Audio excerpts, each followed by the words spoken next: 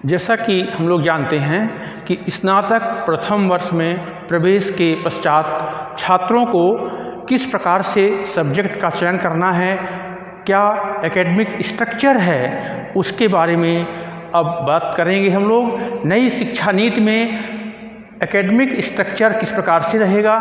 तो जैसा कि हमारे छात्र स्नातक प्रथम वर्ष में प्रवेश लेते हैं, इसके पहले वो कक्षा 12वीं में पढ़े रहते हैं। कक्षा 12वीं में उनको मालूम है कि उनके 5 विषय होते हैं। यदि कोई छात्र साइंस ग्रुप का है तो physics, chemistry, mathematics, Hindi, English. वो छात्र स्नातक प्रथम वर्ष में प्रवेश लेगा तो उसी के पैरेलल हमारे किस प्रकार से विषय होंगे, सबसे पहले हम उसकी बात करेंगे। इसके बाद किस प्रकार से उनका परीक्षा का पैटर्न होगा, किस प्रकार से अंक सूची बनेगी, उनके अंकों का निर्धारण होगा, उसकी बात करेंगे। इसके बाद AGPA की बात करेंगे, AGPA के बाद CGPA की बात करेंगे। तो क्रम से हम लोग बात करते हैं। जैसे कोई छात्र प्रवेश लेता है तो उसके लिए सबसे पहले सब्जेक्ट का चयन करना होता है। तो सब्जेक्ट यानी विषय। तो यहाँ पर हमारे जो विषय होंगे, 12वीं में 5 विषय थे, उसी के पैरेलल बताते हैं आपको हम विषय। तो यहाँ पहला विषय है मेजर, ये है मेजर सब्जेक्ट। दूसरा है माइनर सब्जेक्ट। तीसरा है इलेक्टिव सब्जेक्ट, वैकल्पिक। चौथा है वोकेशनल। पांचवा है फाउंडेशन कोर्स और छठवां सब्जेक्ट है field studies. Field studies means या तो इंटर्नशिप करेगा या रिसर्च प्रोजेक्ट वर्क करेगा। तो इस प्रकार से स्नातक प्रथम वर्ष में जो छात्र प्रवेश लेगा तो प्रवेश के समय उसको विषय की जानकारी होनी चाहिए। तो पहला होगा मेजर सब्जेक्ट, दूसरा माइनर सब्जेक्ट, तीसरा इलेक्टिव, वोकेशनल और चौथा अगला फाउंडेशन कोर्स और फील्ड स्टडीज़ मीन्स इंटर्नशिप अथवा प्रोजेक्ट वर्क। अब ये छात्र समझ लिया कि हमारे विषय इतने हो गए।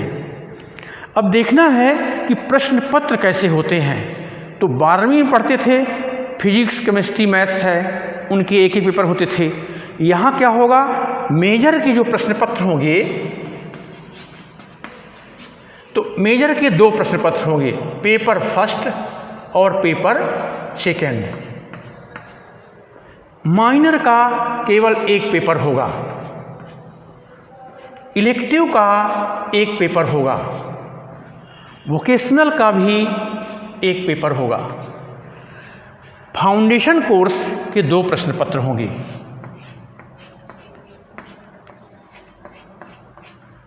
ऐसे ही मेजर में 2 प्रश्न पत्र, ऐसे ही इसमें 2 प्रश्न पत्र होंगे। फील्ड स्टडीज़ का इसका वाइवा होगा, यानी जब छात्र अपना कोर्स वर्क पूरा करके लाएगा तो इसका भी एग्ज़ाम होगा। तो इसका एक ही पेपर समझना है कि एक पेपर के समान इसका इंटरव्यू होगा, वाइवा होगा जो भी। अब देखना है कि इसके जो परीक्षा का किस प्रकार से पद्धति होगी, एग्ज़ाम स्ट्रक्चर क्या होगा इसका। तो जैसा कि हम देख रहे हैं कि मेजर सब्जेक्ट के लिए 2 पेपर हैं, पेपर फर्स्ट, पेपर सेकंड। तो बाह्य और आंतरिक। बाह्य आंतरिक से तात्पर्य ये है कि इसका पूर्णांक जो होगा, मैक्सिमम मार्क्स फर्स्ट पेपर का 100 होगा। 100 में CCE यानी जो क्लास में परीक्षा होगी वो 70 अंक का होगा और 30 अंक का होगा, और जो यूनिवर्सिटी से पेपर आएगा वो 70 अंक का होगा। ये CCE होगा 30 अंक का, और ये होगा यूनिवर्सिटी से जो एग्ज़ाम होगा उस पेपर का पूर्णांक होगा 70। इसी प्रकार द्वितीय प्रश्न पत्र का मैक्सिमम मार्क्स 100 होगा और इसमें भी 30 + 70 होगा। माइनर के लिए भी 100 होगा और 30 + 70। इलेक्टिव का भी 100 पूर्णांक होगा, 30 + 70। वोकेशनल का भी 100 मार्क्स होगा और 30 का CCE और 70। ध्यान देना है, फाउंडेशन कोर्स में CCE नहीं होगा। फाउंडेशन कोर्स में जो प्रश्न पत्र होंगे उसमें से पहला प्रश्न पत्र होगा हिंदी और इंग्लिश का। इसमें हिंदी और इंग्लिश, तो 50 क्वेश्चन इसके होंगे, 50 इसके, यानी 100 मार्क्स। इस प्रकार दूसरा प्रश्न पत्र होगा योगा का और पर्यावरण का, यानी योगा और इन्वायरमेंटल का। तो 50 और 50 यानी 100। 50 क्वेश्चन इसके, 50 क्वेश्चन अथवा 50 प्रश्न 50 प्रश्न। तो इस प्रकार से इसमें कोई CCE नहीं होगा। तो ये हुआ छात्रों को जो परीक्षा पद्धति है, जो उन्होंने पढ़ा, उसके पेपर्स कैसे होंगे, इस प्रकार से अंकों का डिस्ट्रीब्यूशन होगा। अब यहाँ ध्यान देना है कि यदि किसी छात्र ने मेजर सब्जेक्ट प्रैक्टिकल का सब्जेक्ट लिया है, प्रैक्टिकल सब्जेक्ट से तात्पर्य ये है कि जैसे केमिस्ट्री विषय है, फिजिक्स है, बॉटनी है, जूलॉजी है, ये सभी पेपर, सभी सब्जेक्ट प्रैक्टिकल के होते हैं। मैथमेटिक्स है, ये प्रैक्टिकल नहीं होता। तो जो सब्जेक्ट प्रैक्टिकल का है उसका प्रैक्टिकल सब्जेक्ट में ध्यान देना है कि थ्योरी के तो उसका 100 मार्क्स होगा, उसका प्रैक्टिकल का भी 100 मार्क्स होगा, जिसका डिस्ट्रीब्यूशन 30 + 70 के रूप में रहेगा। यदि मान लीजिए मेजर उन्हें केमिस्ट्री लिया तो केमिस्ट्री के 2 पेपर होंगे, तो थ्योरी होगा 100, दूसरा होगा 100, ऐसे ही प्रैक्टिकल होगा 100 और ये 100 होगा, तो 30 + 70।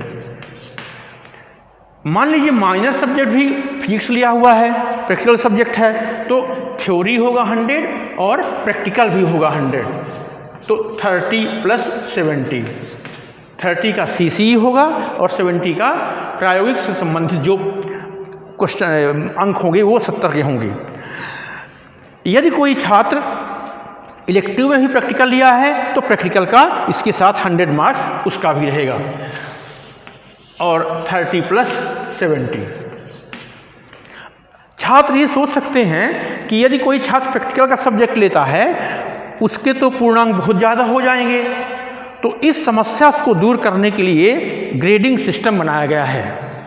तो इसमें ध्यान रखना है, यदि किसी छात्र का सब्जेक्ट गणित है, इतिहास है, भूगोल है, तो मान लीजिए इतिहास है, इतिहास में प्रैक्टिकल नहीं होता, तो उसमें केवल मैक्सिमम मार्क्स 100 ये नहीं रहेगा।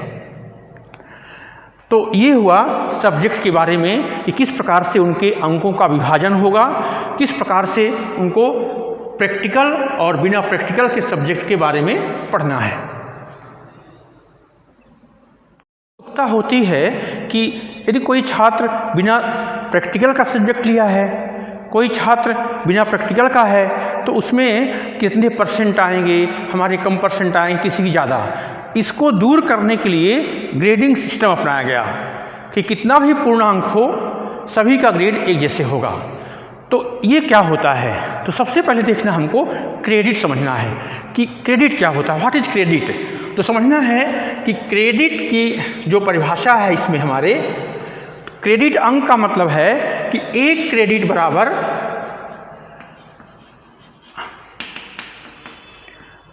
15 आवर्स,